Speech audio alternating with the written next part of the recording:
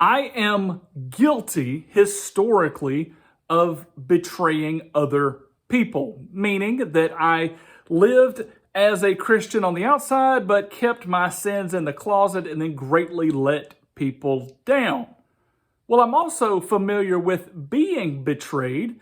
I have had those that had took private conversations and then turned them against me. I have gone to spiritual elders and brought up deeply troubling circumstances that desperately need attention, almost to have them turn a complete blind eye to such.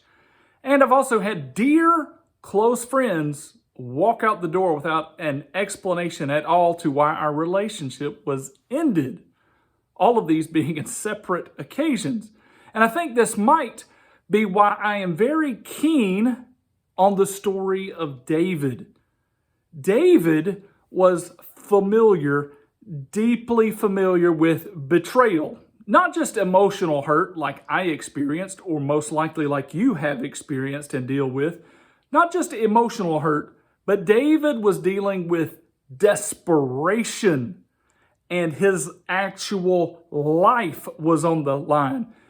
Now, I am just combing through this for the first time from this angle, but I have already found 5 instances where David's life, or at least 4 instances where David's life was on the line, and then he was betrayed over these things. And so it began with Saul. King Saul wanted David into his presence, and he was like, yeah, I need a man like David, the conqueror of Goliath. He needs to be in the palace and right under my arms and within arm's length. He needs to be strength for my kingdom. And then he gets very jealous of David and then tries to kill David again and again and again. And if you count all of those instances of betrayal and how many times Saul was back and forth with like, oh, David, you are righteous and I wasn't, and I was in a bad mood and I'm sorry, and the devil was in my life and now he's not.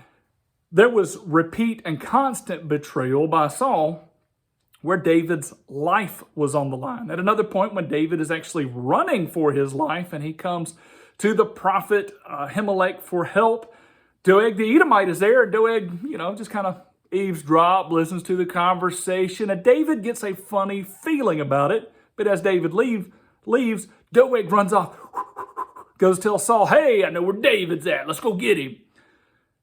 At another point, David and his men need some nourishment, and they ask for some help and some provisions from Nabal. And Nabal acts like he has no idea who David is. He's like, who is David? The son of Jesse. There's a lot of people breaking away from their masters these days, all dropping hints that he knew exactly who David was. He knew what David was doing for him, protecting his sheep. But no, I've got Nabal actually set up a feast, and he's like, I'm going to have this feast, but you want food from my table? Psh, hardly. Suck it up, David. Find your own food. So I don't know if David's life was on the line there, but it's pressing to need food. Well, at another point, his son, Absalom, comes after him, wants to take the king's head. He wants to be the king. And so David knew betrayal. Even when David was appointed king, he was only appointed king of part of the kingdom of Israel. And then it took, 7 years before he became king of all Israel? So David was constantly facing betrayal and went through these time periods very gracefully. So where does this press us? One of the things that we know about David is David was a man after God's own heart. If you read through the Psalms, you also know that David was pursuing a relationship, an exchange, a constant communication with the Lord. So I think the question that we can absolutely boil down to when we are being betrayed, the hard part about the betrayal is, number one, the trust in the relationship is broken, and that hurts extremely and excruciatingly bad, especially when it's the person that's close to us or the closest person to us. You would never see that coming, and so it gets you on the interior. And then a lot of times, the thing that amplifies the betrayal is that your circumstances are drastically altered and changed. Like David had to leave his relationships behind and had to leave all of his circumstances behind. And he was stripped down to basically himself and the existence of God.